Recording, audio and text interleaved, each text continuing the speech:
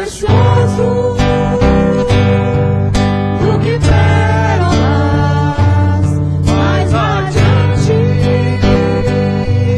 do que o sol brilha em mim, a luz da esperança elevo a Deus a minha voz. Glória a Deus que dá a vitória. Glória a Deus que reina em glória e poder. Glória a Deus, a minha estrela da manhã. Faz de mim um servo teu. Glória a Deus que dá a vitória. Glória a Deus que reina em glória e poder. Glória a Deus, a minha estrela da manhã. Faz de mim um servo teu. Faz de mim um servo teu. Faz de mim um servo teu.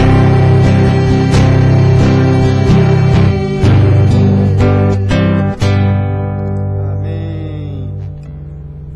Servo é aquele que serve, é aquele que obedece às ordens do seu Senhor.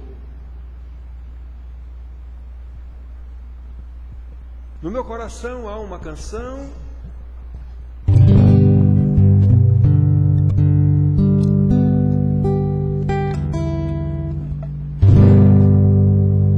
No meu coração há uma canção Que demonstra minha paixão, sendo meu rei e meu Senhor, por aquele que me amou. O meu coração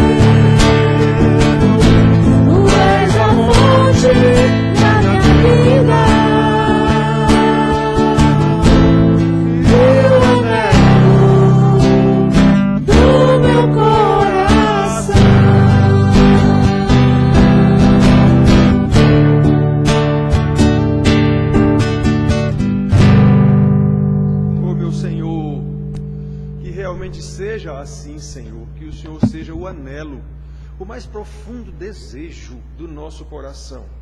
Que o Senhor de fato nos supra. Que o Senhor de fato seja o que nós precisamos em qualquer área. O Senhor é meu pastor e não sinto falta de absolutamente nada. Que a gente possa dizer assim, Senhor, porque Tu és formoso em nossas vidas. Por isso nós oramos, glorificando o Teu nome, pelo nome do Senhor Jesus Cristo, o Senhor da glória. Amém. Irmãos, Daniel não veio, ele disse que talvez não viesse. Talvez não viesse, ele disse. Não disse porquê, mas senti na voz dele que não estava muito legal, alguma coisa. Então, irmãos, vamos abrir nossas Bíblias no Evangelho de Lucas.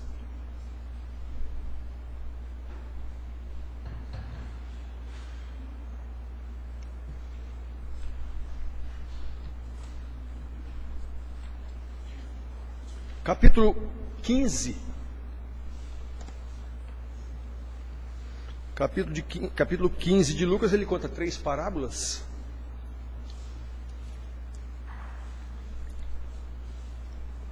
A parábola da ovelha perdida, da dracma perdida e do filho perdido. Aí nós vamos ver isso aqui. Vamos falar sobre a apostasia prática. Falei no domingo passado, a apostasia prática é uma possibilidade real. Vimos em Hebreus, ali não está dizendo que alguém perde a salvação. Ele perde os benefícios da salvação. Quando ele tem apenas os benefícios da salvação, ele perde inclusive isso. Quando ele tem a salvação, ele pode até perder a alegria da salvação, perder benefícios da salvação, mas ele voltará arrependido. O que perdeu essa alegria, ele arrependido, nunca foi salvo. Está escrito na Bíblia isso. Então a apostasia prática é uma possibilidade, tanto dos que se perdem definitivamente, como dos que voltam. Salomão apostatou durante anos da sua fé e viveu na bagaceira, como se diz. O grande Salomão. Então, irmão, nós vamos ler essa parábola do filho pródigo e vamos falar sobre isso aqui, né? Que todo mundo fala do filho pródigo e se esquece que o outro era muito pior do que o pródigo. Mas todo mundo só fala mal, digamos assim, do filho pródigo. Ele se arrependeu e voltou. O outro, não. Aparentemente, pelo menos. Então, eu não vou ler toda a parábola, porque vai do capítulo 11 até o capítulo 32. Todo mundo conhece essa parábola. Eu vou ler só aqui uma parte, porque Jesus estava contando exatamente as parábolas e por que ele estava contando essas parábolas. Vamos lembrar os irmãos. Olha o capítulo 15, versículo 1 e 2 logo, para a gente ter noção do que é que Jesus estava tratando, com quem e por quê.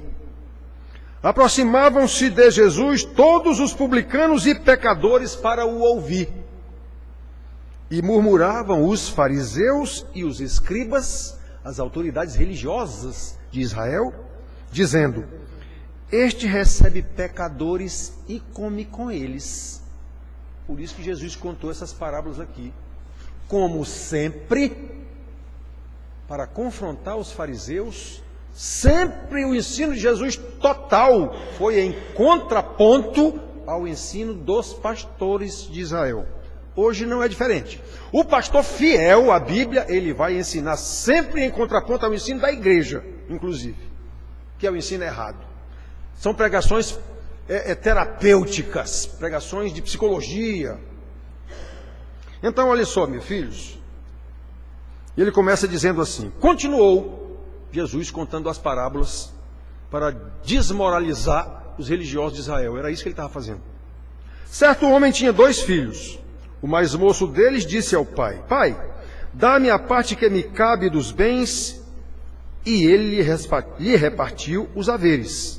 Passados não muitos dias, o filho mais moço, ajuntando tudo que era seu, partiu para uma terra distante e lá dissipou todos os seus bens, vivendo dissolutamente. Dissolutamente quer dizer comendo, bebendo, se prostituindo, totalmente fora dos caminhos do Senhor. Aí, como eu disse para vocês, não vamos ler tudo.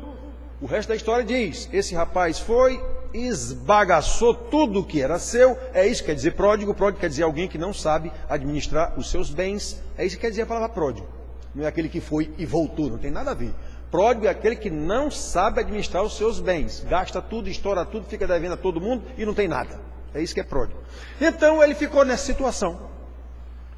Foi colocado para cuidar de porcos, o que é uma desonra para um judeu. Queria comer até a comida dos porcos e nem isso lhe davam. Então ele caiu em si e disse, espera aí, meu pai tem servos lá que comem muito bem, obrigado. E eu aqui desse jeito? Voltarei, pedirei perdão ao meu pai. E até treinou o que ele ia dizer, pai, já não sou digno de ser chamado teu filho, me coloca como um dos teus servos, me perdoa. Pronto. Então, aí diz que tinha também um filho mais velho. Quando esse filho chegou, que o pai fez uma festa, o mais velho estava no trabalho, o rapaz todo direitinho, obediente, trabalhador. Quando chegou aqui, viu a festa, que é isso? Chamou um servo lá, que negócio é esse aí? Teu irmão que voltou e tal. O quê? O quê? Esse cabra voltou e papai recebeu. Aí nós vamos trabalhar exatamente isso, esses dois filhos apóstatas, digamos assim. Então, meus filhos, nós falamos domingo passado na possibilidade da apostasia prática e continuando no mesmo tempo, vamos ver dois casos de apostasia prática e um caso típico de arrependimento dessa apostasia prática e retorno à salvação e todos os benefícios da salvação. Antes a pessoa que tem apenas os benefícios da salvação, esse aí, ó, não adianta nada. Eu tenho insistido em afirmar aos irmãos que a maioria dos membros de qualquer igreja, inclusive esta, não passa de prosélitos. Pessoas que foram cooptadas ou convencidas por algum pastor bom de papo, com suas pregações terapêuticas, ou pessoas que nasceram em famílias ditas evangélicas, foram criadas na igreja ouvindo essa ladainha e pensam que são crentes. Pensam que são salvas. Que nem o filho pródigo bonzinho, obediente, trabalhador, dentro de casa, dentro da igreja. Não era salvo. Então, irmãos, em ambos os casos aqui, tanto o que desobedeceu e foi-se embora, quanto o que ficou, a apostasia prática é uma realidade bem presente, que nós vamos discutir isso aqui. Em ambos os casos, as pessoas têm o conhecimento da queda. Na verdade, não tem o conhecimento da queda, até pensa que tem toda a igreja, mas não tem o conhecimento da queda. Eu tenho dito a vocês aqui, quem não sabe a doutrina da queda nos seus mínimos detalhes, como se diz, não tem a menor condição de compreender a doutrina da salvação. Salvar de quê? Eu só salvo de quê? Eu sou nascido e criado na igreja?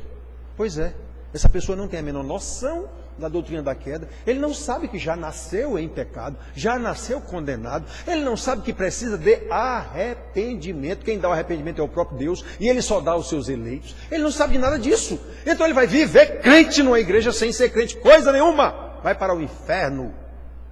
Quem é o pastor que tem coragem de dizer isso para a sua igreja? Essa é a realidade de quase todo mundo dentro de qualquer igreja. Eu não tenho nenhuma dúvida disso. Isso é terrível para o coração de um pastor. Como foi terrível para o coração do próprio Jesus. Ô Jerusalém, eu quis tanto te salvar, não adiantou nada. Então, irmãos, olhem só. Quem não tem a noção, o conhecimento da queda, não tem noção de que ele é morto para Deus.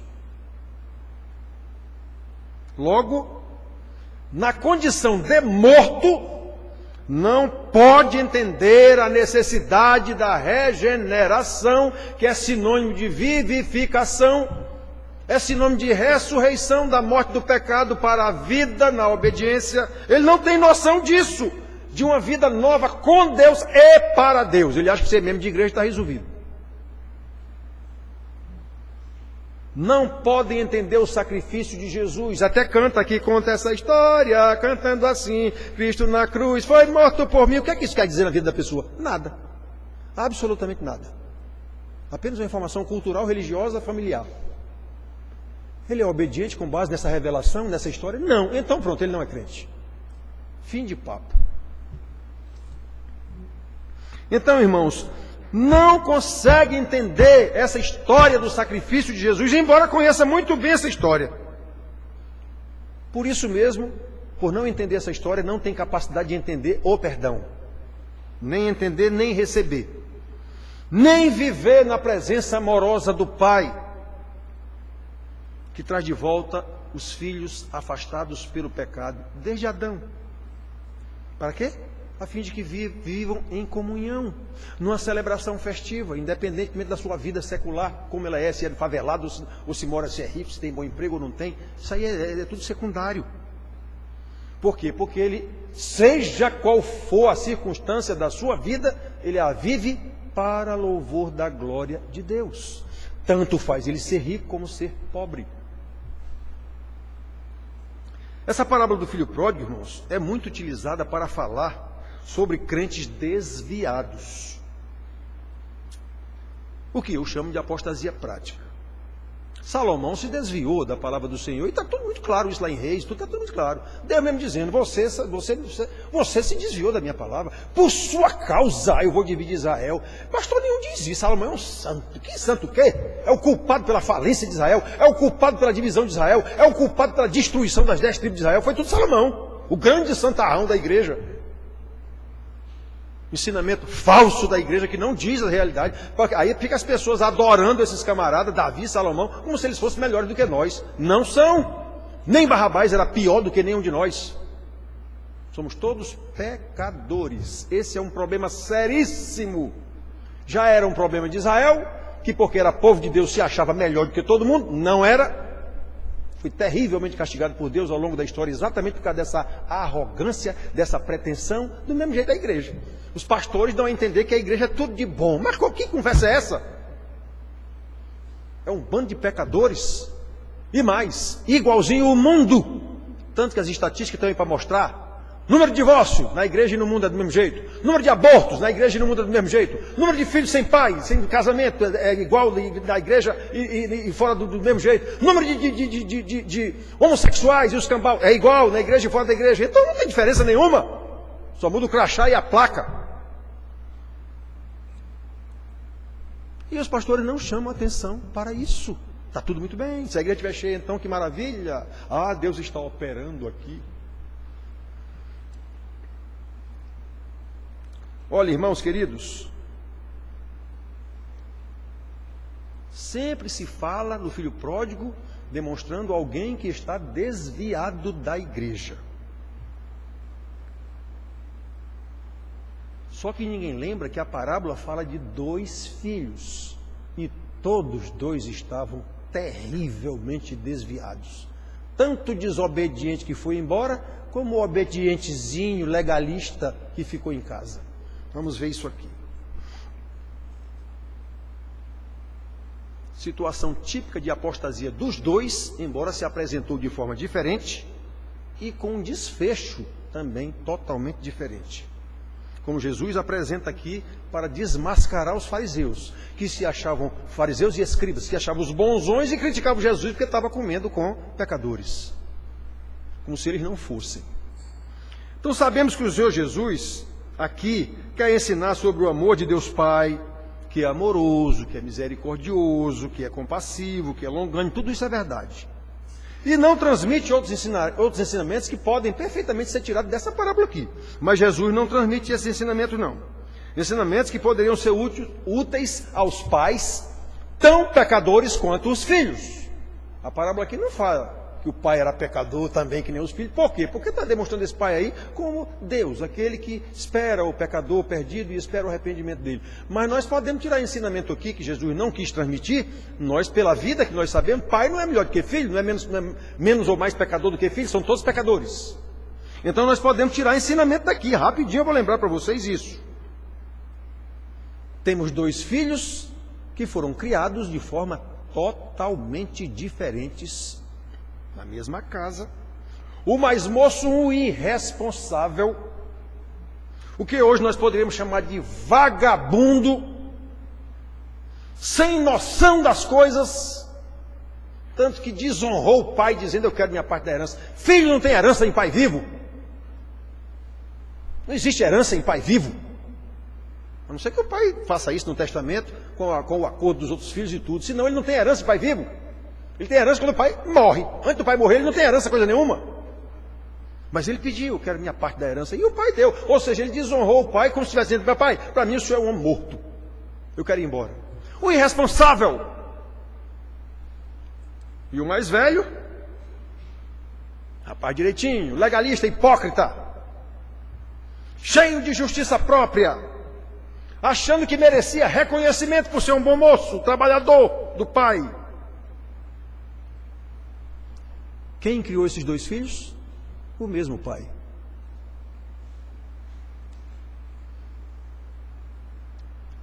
Na lição de hoje, da escola dominical aí de Daniel deu, eu sei porque eu estudo a lição também, fala no problema que foi causado lá entre os filhos de Jacó, por causa da preferência de Jacó por José. Os outros irmãos ficavam com ciúme, claro. Nós vemos claramente o caso de Isaac, a preferência de Isaac por Esaú e a preferência de Rebeca por Jacó. Nós vemos claramente isso também. Isso é terrível. Então foi esse pai que criou esses dois filhos de forma tão diferentes. Ele é o principal responsável pela conturbada realidade da sua casa. A palavra não fala da mulher. Esse homem era viúvo? Não sei. Ele tinha uma esposa? Não sei. Só fala do pai. Por quê? Porque ele quer mostrar um pai apontando apenas para Deus, como um pai misericordioso, compassivo, que espera o pecador se arrepender, e quando ele se arrepende, ele recebe numa festa. Está escrito aqui em Lucas também, em 2 lugares, que cada vez que um pecador se arrepende, há festa no céu. Os anjos dançam ciranda lá em redor de Deus por um pecador que se arrepende. Muito bem, irmãos. Então, esse pai, com certeza absoluta, é o responsável por essa situação dos seus dois filhos. Mas o Senhor Jesus não quer tratar disso na parábola. Ele fala de um homem que tinha 2 filhos e começa demonstrando a apostasia do mais moço. O desprezo pela lei familiar que ele foi criado. O desprezo pela sua casa, pela sua família. O jovem rompeu não apenas com o pai, mas com a sua casa. Abandonou a casa, abandonou o irmão, mãe, se é que ele tinha. Um modo de vida em que foi criado, ele cuspiu em cima e foi embora. Eis o perigo da apostasia prática dos que nascem em famílias evangélicas, ditas evangélicas, e acham que são crentes, sem nunca terem passado pelo arrependimento, sequer nunca foram chamados ao arrependimento, porque o pastor não chama, não é tudo crente. Eu vou chamar quem é? Eu chamo aqui em toda pregação e em toda aula de segunda e sexta-feira aqui. Adianta alguma coisa? Não. Mas é meu papel chamar ao arrependimento. É esse que é o papel de um pastor. Chamar pecadores já convertidos ao arrependimento constante e a uma santificação constante, porque nós estamos seguindo Jesus. Ou não. Então, meus filhos, se acham crentes, sem nunca terem passado pelo arrependimento, a única possibilidade de lhes dar a convicção de que são pecadores, a única possibilidade de lhes dar a noção real dos seus pecados, tão graves que foi preciso que o próprio Deus viesse à terra, se formasse homem feito um de nós. Olha só, Deus se tornar um reles homem e morrer numa cruz. Você sabe o que quer dizer isso? Não. Mesmo conhecendo essa história que Jesus veio e morreu na cruz, isso não significa nada para quem é apenas membro religioso, membro de igreja. Nada. Só vai significar para quem recebeu o arrependimento de Deus. Aí ele vai saber a gravidade do seu pecado. Ele vai saber do quanto carece da graça de Deus. Ele vai saber que ele pode chegar dizendo: Senhor, me arrependo, me perdoa, eu não sou digno de ser teu filho. Só o que recebeu o arrependimento é capaz de fazer isso. O outro não. O outro está na igreja. Eu sou obediente, eu estou na igreja, eu venho todo domingo, eu acompanho meu pai. Olha aqui o filho mais velho. Eu sou bam. Se eu sou obediente, meu pai, trabalhador, tu nunca me dá sequer um cabrito. Eu faço tudo aqui. Pois é, justiça própria. Ele foi ensinado que era crente, e não era. Pessoas que nascem e crescem na igreja, meus filhos, mas que ficam enfadadas com as pregações de um pastor fiel, que vai invariavelmente chamar pecadores ao arrependimento. Eu já disse para vocês das pregações de um velho que eu recebi, 3 pregações, meu Deus do céu. Eu ouvi na pregação daquele homem, um velho de 80 e poucos anos, desse jeito aqui no púlpito. Meu Deus do céu, isso é a tua voz, sem tirar nem pôr uma vírgula, nem uma vogal, nem uma consoante, nem nada. É a tua voz, chamando a igreja, e ninguém quer ouvir. O próprio velho disse, ninguém quer lhe ouvir. Mas sempre foi assim, está na Bíblia. Aí quando foi ontem, recebi uma pregação de um outro irmão meu que é pastor também, de um outro senhor americano. Aliás, não é americano, é galês, é do país de Gales, né? Reino Unido, Inglaterra, país de Gales, Escócia, Irlanda do Norte, né? É tudo o mesmo Grã-Bretanha e Reino Unido. Tudo. Aí, ele é do país de Gales, esse velho. Aí, olhando aquele homem pregar desde o início, ele pregando em inglês, com um pastor fazendo a interpretação ao mesmo tempo.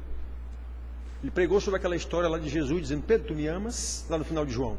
Pedro, tu me amas? Sim, Senhor, tu sabe que eu te amei 3 vezes. Aí, olhando aquele velho pregando, escutando a forma de ele falar e tudo, e a forma do rapaz interpretando, na hora, irmão, na hora, o discernimento. Digo, o velho é um profissional da palavra e o pastor que está fazendo a tradução é um homem crente. Percebi claramente, o velho é um profissional da palavra e o pastor que está fazendo a interpretação é um homem crente. O velho é um profissional da palavra claramente um profissional da palavra. Pregação terapêutica. Pastores têm que entender o que os irmãos estão passando, como Jesus entendeu o que Pedro estava passando. Tem que entender os problemas psicológicos dos irmãos. Mas, meu Deus do céu, onde é que tem isso na Bíblia? Onde foi que Jesus passou a mão na cabeça de alguém? Onde foi que Deus passou a mão na cabeça de alguém no Velho Testamento? Deus massacrou aqueles seus profetas no Velho Testamento para que eles falassem a verdade. Massacrou o próprio filho para falar a verdade. Jesus alguma vez passou a mão na cabeça de alguém? Quem chegava inclusive querendo babar, Senhor, bem sei que tu és mestre de Israel, olha, se tu não nascer de novo, tu não tem lugar no reino de Deus, rapaz. Jesus sempre foi assim. A mulher, Senhor, bendita, bem-aventurada a mulher cujos seios te amamentaram. Está conversando, minha senhora? Bem-aventurada que obedece meu pai? Conversa essa. O rapaz lá, bom mestre o quê, rapaz? O que é que tu sabe de bom? Bom só tem um que é Deus. Então Jesus, nunca Jesus deu moleza para ninguém. A mulher lá, chama teu marido, eu não tenho marido, bem disseste, porque já tiveste 5, e o que tu tens agora não é teu marido. A verdade dói, a verdade é a espada de 2 gumes. Já viu espada fazer carinho em alguém? Jesus era assim, irmãos. Seus discípulos, vocês viram Jesus, Deus dar alguma palavra de afago a Paulo? Minha graça te basta. Acabou-se. Vocês viram Jesus, o próprio Deus dar algum afago aos apóstolos? Vocês vão morrer por causa dessa palavra. Vocês viram algum afago para João, coitado, morrendo, lascado, como diz aqui na Paraíba, lá na ilha de Patmos? Escreve aí o que eu estou te dizendo. Fim de papo. Vocês viram algum afago para Jó? Tu é o quê, rapaz? Tu pensa que é o quê? Ora pelos teus amigos aí. Esse é o Deus da Bíblia. Esse Deus bonzinho, meigo e doce, afrescalhado, é essa palavra? Isso é coisa do mundo infiltrando na igreja. Um Jesus que não é o Jesus da Bíblia. Jesus é a palavra da verdade. Não tem negócio de palavra doce para ninguém, coisa nenhuma. Tem a verdade. Olha, irmãos, pessoas que não aguentam pregações chamando a santidade de vida. Pessoas que ficam aborrecidas com o chamado à santidade, ao arrependimento. Pessoas que não sentem nenhuma emoção nos momentos em que a igreja canta cânticos da palavra de Deus, cuja letra é a palavra de Deus. Não sentem nenhuma emoção ouvindo a palavra de Deus. Eu quero é cântico que diga que eu venço um cão, atravesso montanha, Deus está comigo, Deus me sei o quê. Eu só quero cântico de autolouvação. Pessoas que não têm vida de oração, que não têm nenhum prazer em estar com Deus no seu quarto secreto durante horas, orando lá. Não, eu quero é reunião de oração para dar vazão às minhas necessidades emocionais. Quase sempre egoístas, egocêntricas. Eu quero é de sentir alguma coisa. Prazer em estar com Deus no seu quarto secreto, como Jesus ensinou. Não querem, eu quero é reunião de oração. Inventado pela igreja. A igreja é quem para inventar alguma coisa sobre a palavra de Deus? A igreja é corporação. Ah, meu Deus do céu. Pessoas que comumente vivem tristes, embora com uma máscara de alegria e de felicidade quando encontram os outros. Saibam que eu sei quem é que vive de máscara. Uma pessoa que demonstra alegria e tal, tal. Coitado dessa pessoa. Eu sei que a sua vida não é essa alegria que ela está demonstrando. Pessoas que são depressivas e grande parte da vida vivem deprimidas. Pessoas que inclusive se afastam da igreja por qualquer coisinha, se ofendem com tudo no mundo. Por que se afasta da igreja por qualquer coisinha, que se ofende com tudo no mundo? Porque não tem comunhão com os irmãos. Essa é a verdade. Não tem comunhão nenhuma com os irmãos. Não tem a menor cerimônia em deixar a igreja sem nenhuma consideração com o pastor e com os irmãos. Vão embora. Outra igreja, sei lá para onde. Igreja, placa. Igreja, instituição. Não estou falando, nesse caso aqui, claro que não é a igreja de Deus. Essa pessoa não é da igreja de Deus. Então, irmãos, é assim que funciona. É assim que funciona. Imaginando que são filhos, vivem perambulando, de igreja em igreja, de lugar em lugar. Esta é uma realidade presente na vida de qualquer igreja, como estava presente na casa desse homem que tinha 2 filhos. Um simplesmente se aborreceu com a vidinha que tinha lá, o pai mandando trabalhar, não sei o quê, pai, eu quero ir embora. E o outro, um legalista, hipócrita, ficou lá servindo o pai, só que ele queria mérito, ele queria reconhecimento disso. Prestem bem atenção, meus irmãos. Fora da igreja, sem a comunhão dos irmãos, ainda que você não admita, você está no mundo, e o mundo jaz no maligno. E ainda que você nem imagine, vai sofrer as consequências do mundo que nem esse rapaz sofreu.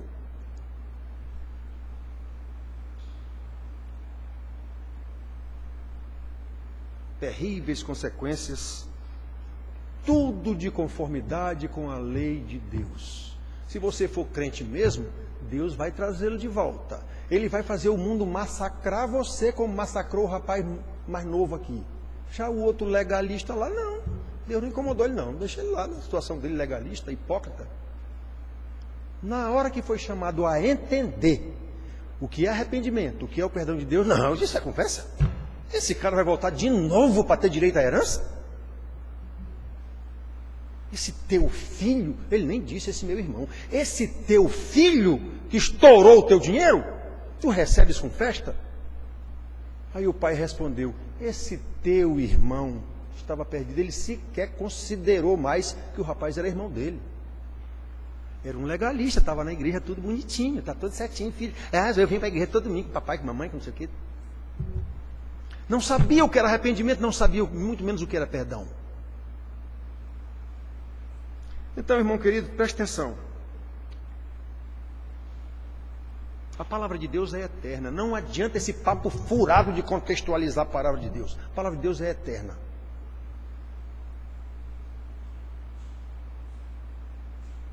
O que aconteceu com o filho mais moço está aqui para a gente ver.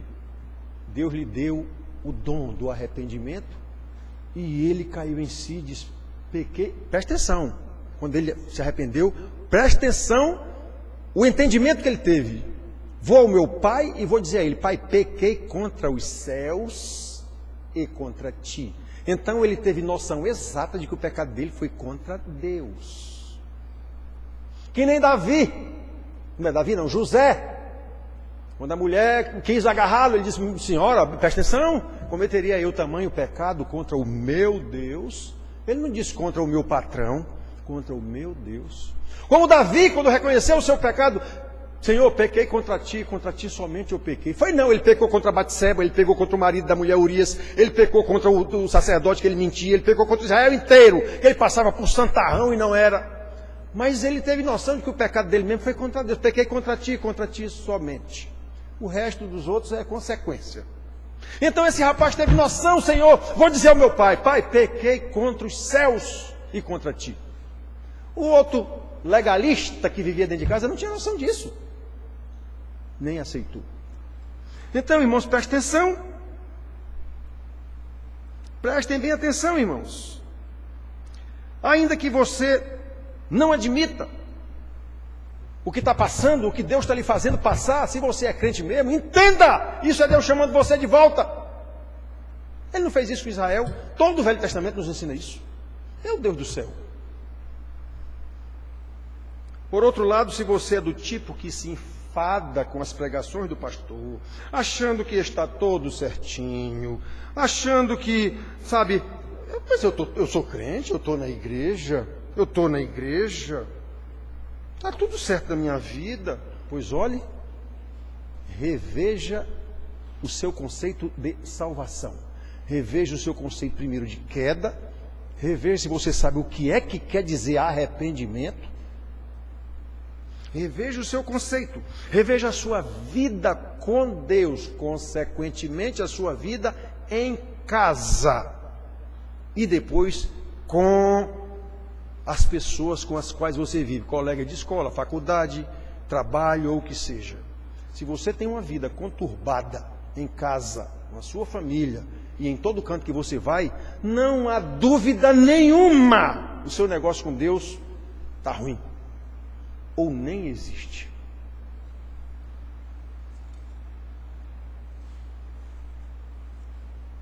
Tudo segundo a palavra de Deus. Estou dizendo nada aqui que eu acho. Para os dois casos, o homem da parábola é apresentado pelo Senhor Jesus como um pai amoroso, repito, misericordioso, compassivo, longânimo. Jesus não chama a atenção que o pai errou na criação desses filhos, com certeza absoluta. O pai errou na criação desses filhos. Isaac errou na criação dos 2 filhos dele. Jacó errou na criação dos seus 12 filhos. A Bíblia deixa isso claro. Davi errou na criação dos seus filhos, a Bíblia diz, nunca chamou a atenção de um filho, está escrito lá, no caso de Adonias. Salomão errou na criação dos filhos, ele deu mau exemplo a vida inteira e errou, foi só o filho dele, Roboão, assumir, e Deus disse, eu não vou dividir Israel por causa do meu servo Davi, foi você o culpado, mas na hora que o seu filho assumiu, eu divido, e fez. Então o que Deus diz, ele faz. A palavra de Deus se cumprirá, meus irmãos. Nós temos a palavra de Deus para nos mostrar que sempre se cumpriu e há de se cumprir, meu Deus, porque a gente não acredita nisso. Não há outra resposta, porque não há conversão. Há proselitismo. Convencido a estar numa igreja por uma pregação de um pastor falso. Ou há hereditariedade cultural, religiosa, familiar. Aí eu acho que sou crente por causa disso.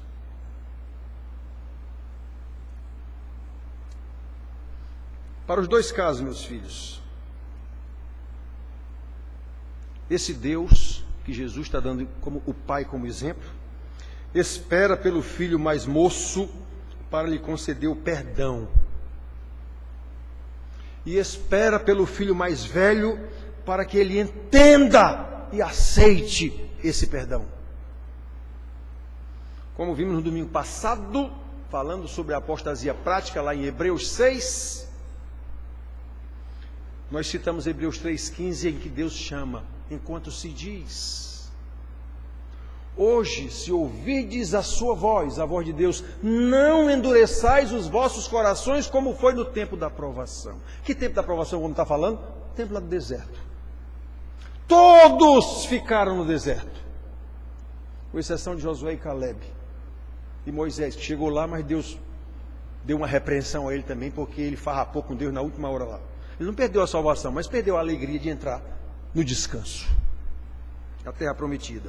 Então, irmãos, para isso, nós vamos prosseguir, embora não tenhamos lido o texto, é um texto totalmente conhecido por todos.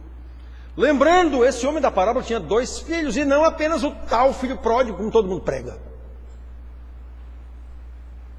Ele tinha outro filho, o filho mais velho.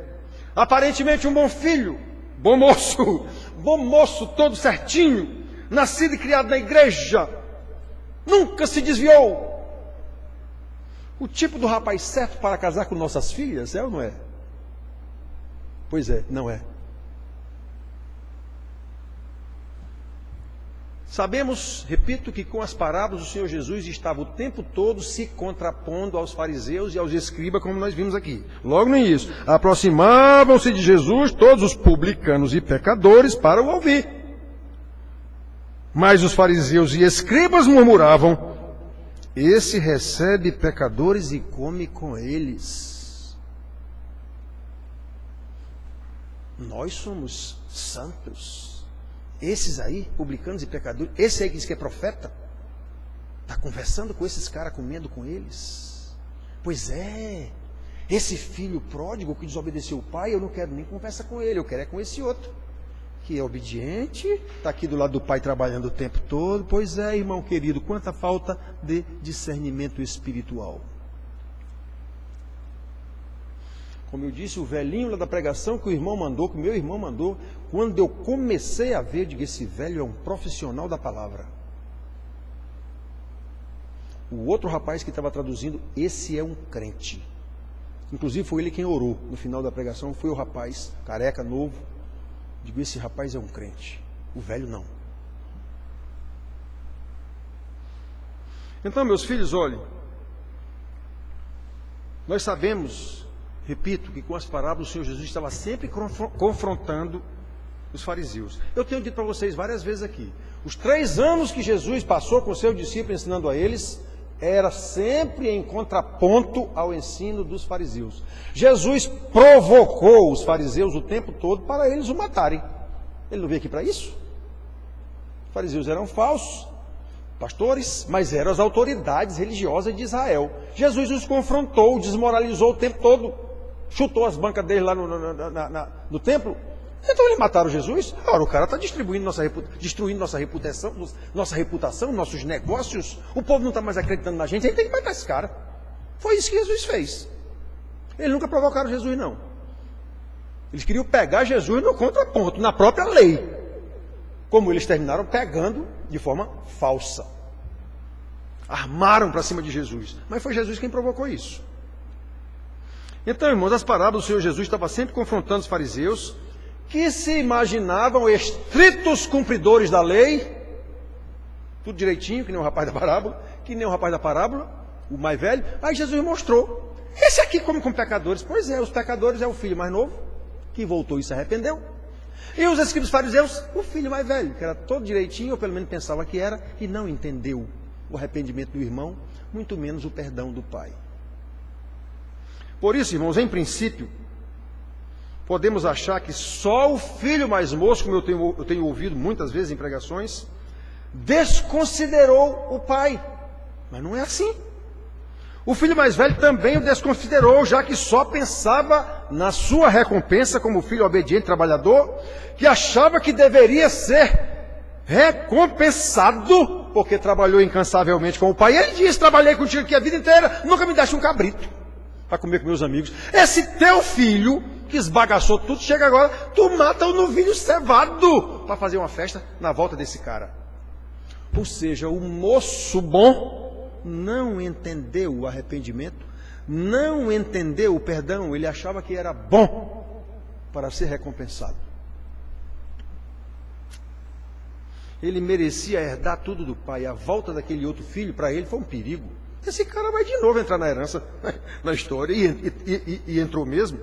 Ficou aborrecido com a volta do irmão. Preste atenção, meus filhos, aqui nós temos 2 casos, repito desde o início, de apostasia prática. Um filho pediu para ir embora, mas voltou arrependido. Há um outro momento em que Jesus fala a esses fariseus safados mesmo. Certo homem tinha 2 filhos. Mandou os 2 para trabalhar na vinha dele lá. O mais moço disse que não ia. Ou sei lá qual dele. Disse que não ia. mas depois se arrependeu e foi. O outro disse que ia, mas não foi. Qual dos dois? Jesus disse isso mesmo, está vendo? Ó? Mesmo jeito, perguntou aos fariseus uma vez sobre esses dois filhos, mesma situação dos dois filhos aqui. Um desobedeceu, desonrou o pai, mas se arrependeu e voltou e pediu perdão. O outro que achava que honrava o pai, que estava ali o tempo todo junto, era um hipócrita, legalista, que só queria a recompensa da herança. Então, meus filhos, preste atenção. Um pediu para ir embora, mas voltou arrependido. O outro que não saiu de casa, mas estava muito mais distante do pai. Esse é o perigo real dos nascidos em famílias ditas evangélicas. Acham que estão em casa, acham que merecem reconhecimento como filhos, mas suas vidas de desobediência aos próprios pais demonstram claramente que estão muito mais distantes de Deus e até do próprio pai do que podem imaginar. Eu já disse aqui na nossa igreja, seu filho vai lhe desonrar. A forma como você está criando seu filho. Houve 2 casos aqui na igreja que eu já disse, seu filho vai lhe desonrar. E aconteceu. Eu não disse. Eu sou pajé, eu sou adivinho. Não, eu sou um profeta de Deus que fala o que a palavra de Deus diz.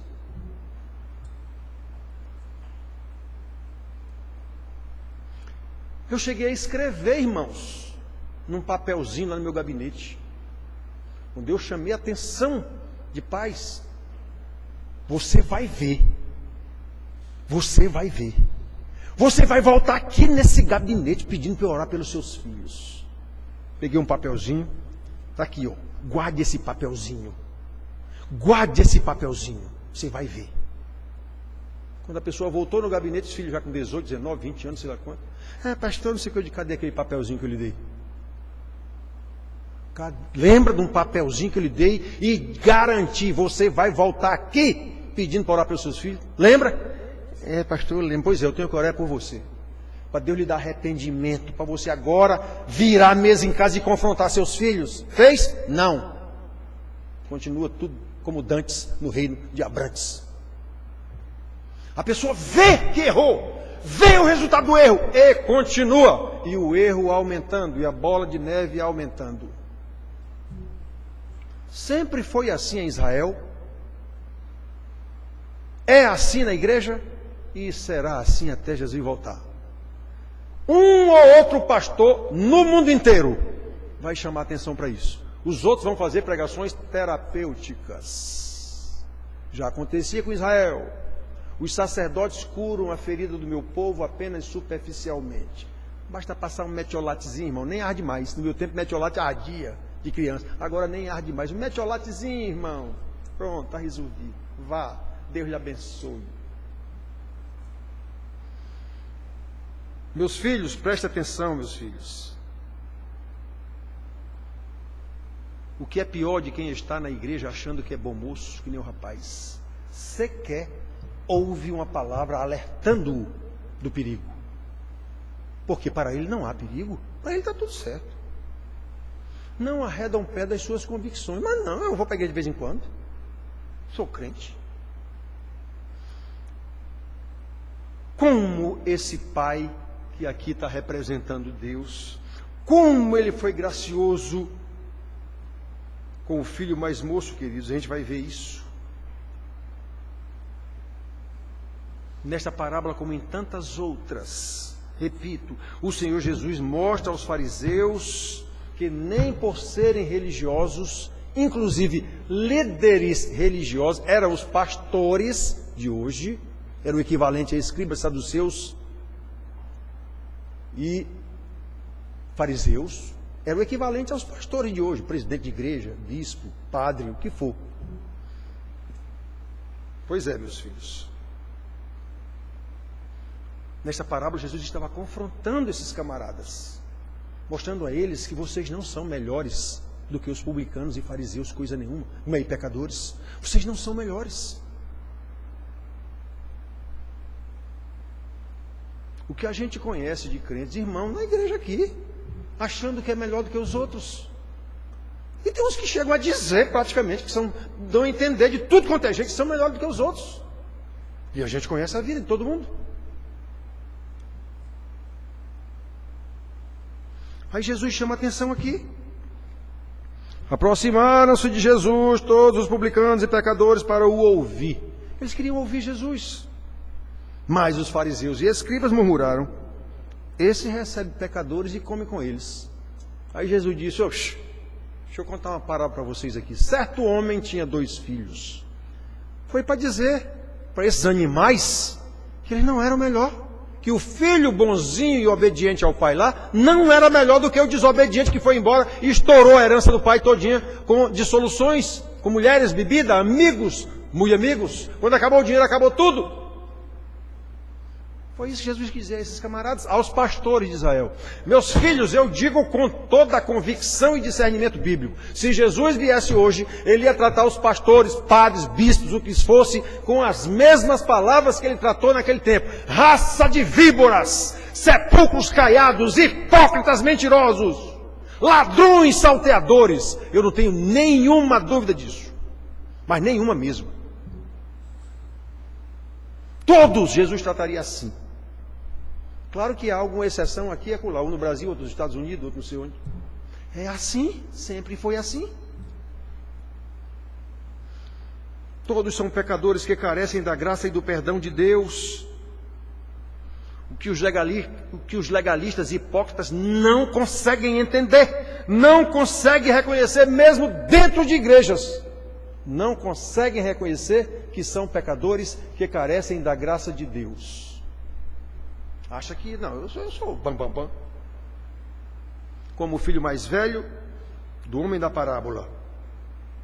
Diferentemente, aquele que entendeu que pecou, que entendeu que errou, entendeu que precisa de perdão, vai voltar arrependido e pedir perdão. O legalista orgulhoso nunca. O mais moço, o que o erro foi declarado, voltou arrependido, pediu perdão e foi perdoado pela graça do Pai. Aí Jesus aqui esse Pai está exemplificando o perdão de Deus. Como esse Pai foi gracioso, irmãos, com esse filho mais moço, dando-lhe o que ele pediu no início, pediu de forma tão desprezível, de forma a desonrar o pai. Pai, para mim o senhor é um morto. É isso, eu quero minha herança. Filho não tem direito à herança de pai vivo. Não existe herança de pai vivo. Existe um testamento se o pai quiser fazer, mas isso é outra história. Herança de pai vivo, não existe isso. Eu só herdo alguma coisa quando meu pai morrer. Quero minha parte da herança aí. O senhor para mim é um morto. Atenção, filhos desobedientes. Ainda que você não peça parte de herança, até porque seu pai não tem, digamos assim, para lhe dar. Toda vez que você desobedece o seu pai, você está dizendo isso. Para mim o senhor é um morto.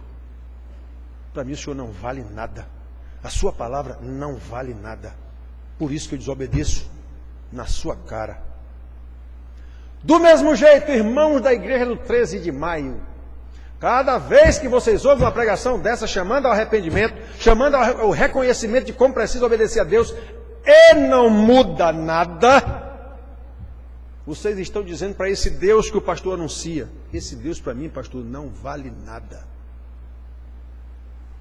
Para mim, essa palavra que o senhor está dizendo aí não vale nada. Por isso que a minha vidinha continua do mesmo jeito. Você é o irmão mais velho da parábola.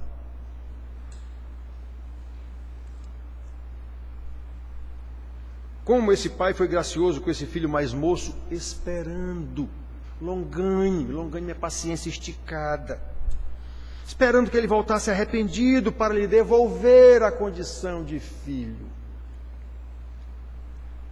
Filho amado, filho que eu vou fazer uma festa porque ele voltou. Lembram? Cada vez que um pecador se arrepende, os anjos fazem festa lá no céu, se rejubilam diante de Deus. Um pecador. Isso é para vocês verem quão poucos são salvos. Como Jesus disse, poucos são eleitos. Cada vez que um pecador se arrepende, os anjos se rejubilam diante de Deus. Numa festa no céu, quando Deus cura o câncer de alguém, isso não interessa, irmãos. Isso não interessa. Eu já disse para vocês, cada vez que eu vejo irmãos, porque a vida que Deus me deu, louvo a Deus por mais um dia que Ele me deu, eu digo, para quê? Para que serve essa vida que Ele lhe deu? Para que serve esse dia que Ele lhe deu? É para honrar e glorificar a Deus? Não. Então para que você... Sabe por que você se rejubila com esse dia que Deus me deu, com essa vida que Deus me deu? Porque para você Deus não vale nada. O que vale é exatamente a vida que Ele lhe deu, o mundo, as coisas do mundo. Eu quero é isso, eu quero é viver mais um dia, eu quero ficar mais rico, eu quero ganhar mais dinheiro, é isso que você quer. Deus está fora da sua vida. Quando você não entende que não é a vida que Deus me deu que é importante, e sim a salvação, você não entende isso, está complicada a sua vida. Totalmente complicada. Você não vai entender nunca um chamado arrependimento. Arrepender de quê? Eu já sou bom. Deus já me deu mais um dia de vida. Eu não estou na igreja de domingo. Como Deus, irmãos, foi gracioso, inclusive com esse filho mais velho, mostrando-lhe claramente que o arrependimento e o pedido de perdão, Deus não vai rejeitar.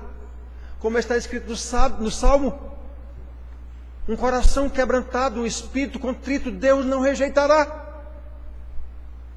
Ele não entendeu isso. Como Deus foi gracioso a mostrar a ele que todos são pecadores. Não é porque você é certinho que é melhor do que o seu irmão todo errado. Todos são pecadores. Ele não entendeu. Deus lhe mostrou que os arrependidos serão aceitos de volta pelo Pai. Ele não entendeu.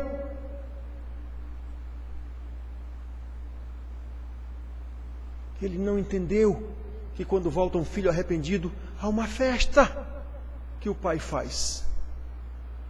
Ele foi irritado, recebendo esse vagabundo de volta, que gastou o dinheiro dele. E eu, trabalhador, bom. Irmãos, prestem atenção a esse ensinamento do Senhor Jesus. Eu vivo dizendo aqui, eu sei que isso aborrece todo mundo, especialmente que são filhos de famílias crentes. Prestem atenção ao que o Senhor Jesus ensinou aqui.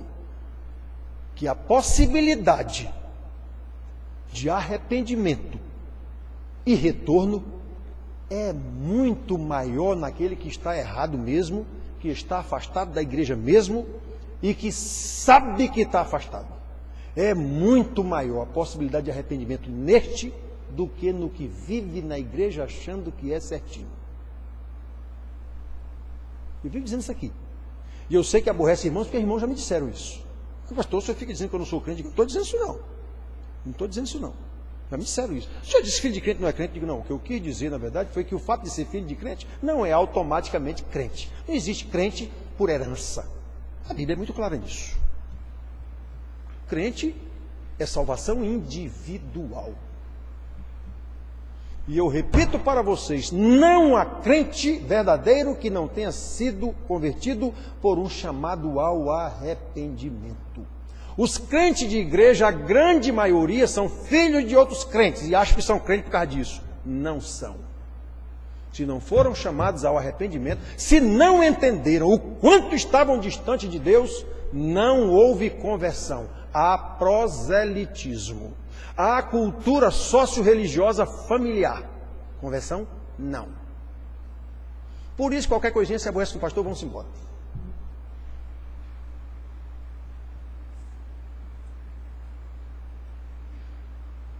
Irmãos, está aqui nesse ensinamento de Jesus isso para a gente ver.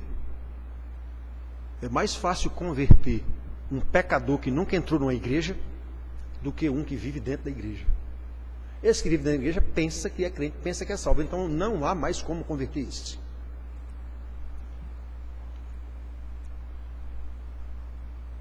O rapaz, quando voltou, que viu a festa, chamou lá um servo. Que negócio é esse aí? Uma festa? Teu irmão voltou. Teu pai matou o novilho cevado e fez uma grande festa com a volta dele. Versículo 28. ele se indignou e não queria entrar. Saindo, porém, o pai procurava conciliá-lo. Mas ele respondeu ao seu pai: há tantos anos eu te sirvo, eu sou bonzinho, eu sou obediente trabalhador. Há quantos anos eu te sirvo sem jamais transgredir uma ordem tua? Eu sou todo certo, meu pai. E nunca me deste um cabrito para me alegrar com os meus amigos. E o pai tentou conciliá-lo. Olha, esse teu filho aí estourou tudo. E o pai tenta, olha, esse teu irmão não era nem mais meu irmão, esse teu filho. Isso é comum pai dizer para a esposa. Ele, um irresponsável na criação dos seus filhos, quando dá tudo errado na sua casa, ele diz para a mulher: essa tua filha aí, quer dizer, não é mais nem filha dele.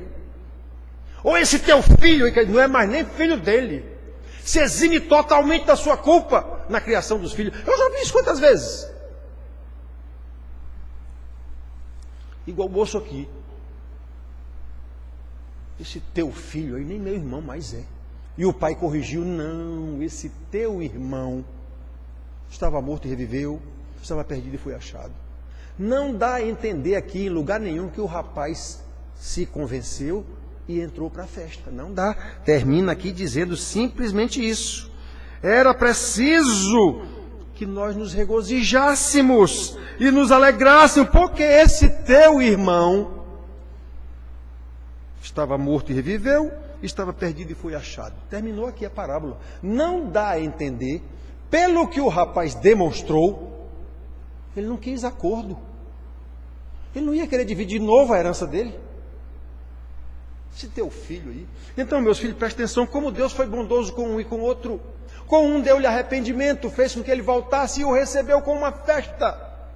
Com o outro, tentou mostrar a ele o valor do arrependimento, o valor do perdão, o valor da reconciliação. Ele não quis conversa. Aparentemente aqui, ele não quis conversa. Então repare que o que estava em casa estava muito mais perdido do que o que estava perdido. Olha o perigo de viver dentro de uma igreja pensando que é crente. Então, meus filhos, como Deus foi maravilhoso, misericordioso, bondoso com os dois. Os fariseus achavam que era só com ele. Não, vocês não são melhores do que esses que vocês estão chamando de pecadores. Que Deus nos ajude, meus filhos, a enxergar a possibilidade de estar distante dele, tanto fora como dentro da igreja. Que Deus nos ajude a entender que o mundo nada tem a nos oferecer que não custe muito caro, como aconteceu com esse rapaz aqui que foi para o mundo. Que Deus nos ajude a entender que a salvação é o maior de todos os bens que Ele pode nos dar, e não esta vida nesse mundo. O maior bem que nós podemos querer, almejar e receber é a salvação de Deus. Ele dizer: venha, filho, vamos festejar. Venha festejar com o Pai. Tudo pela graça, não é por mérito, não é porque eu sou bom pai, bom filho, bom marido, bom não sei o quê.